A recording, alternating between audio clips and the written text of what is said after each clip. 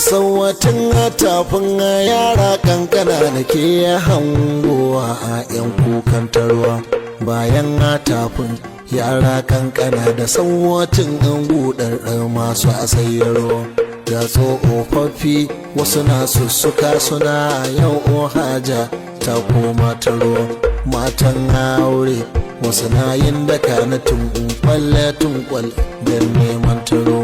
matan a ƙauye na dutsen nika suna a gurzawa masu bidar taro mata saffa a masu kiɗan duma da wasan shan tuko sun sha gwaggwaro da ɗan tsoho mai saran ice yana a cin marke don neman taro sarkin kyauta Allah majidu na yau duke hannatan gwaro kofar kyauta sarki wahidu wane ya cali